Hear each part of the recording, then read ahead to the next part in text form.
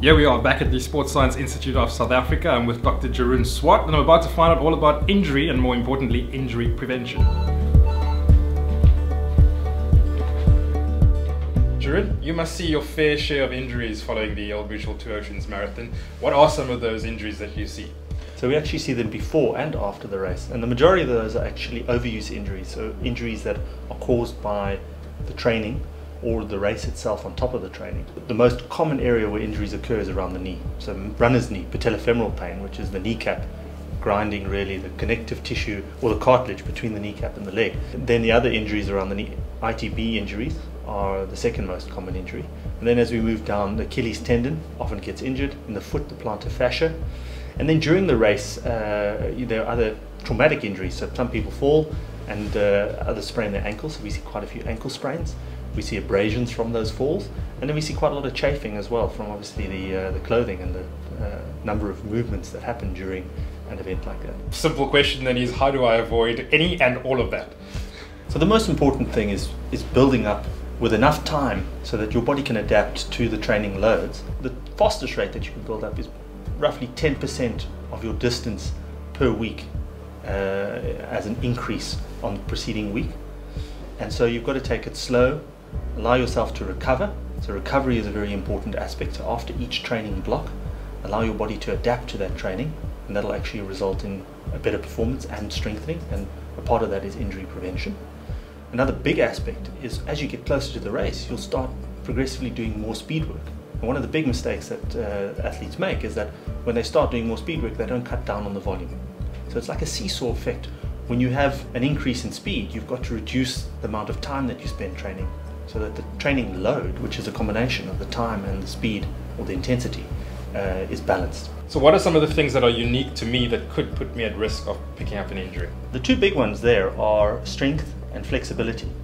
A lot of runners suffer from weakness in their hips, and a good example of that is if you stand in front of a full-length mirror and you watch your body and you simply stand on one leg and do a single leg squat.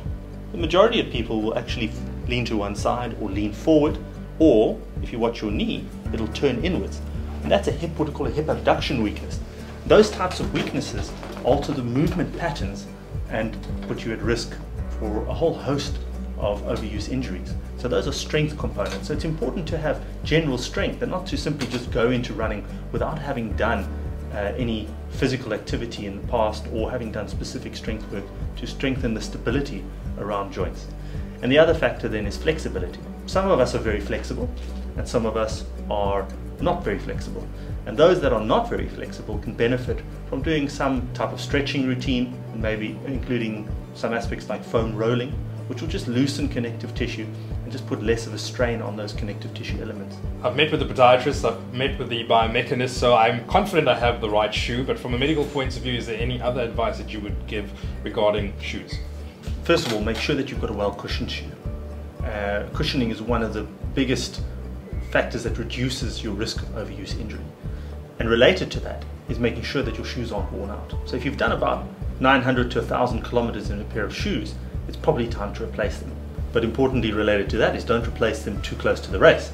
So it's often a good idea to have a number of pairs of shoes so that you don't end up using a very new pair of shoes right before the race, because that alone can put you at risk of injury as well. Heaven forbid I do pick up an injury just before the race, what should I do?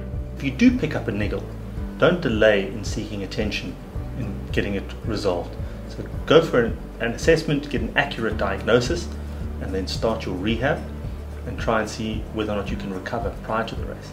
If you do happen to have an injury and you're carrying that into the race, the very important thing is not to use anti-inflammatories to try and get through the race. Things like Voltaren, Celebrex, etc., but also a lot of painkillers. So a typical painkiller that people use often is something like Miprodol, which contains anti-inflammatories. The blood flow to the kidneys shuts down when you exercise and are under stress, and non-steroidal anti-inflammatories exacerbate that, and you can end up in acute renal failure, causing kidney damage during the race.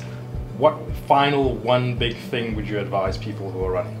Well, I'll just summarize all of that into take it slow, build up progressively, stay strong, stay flexible, and if you get an injury, come and see us. Thanks, Doc, that was great, and I'm really hoping there won't be a reason for me to come and see you anytime soon. I'm sure you'll have a great injury-free race.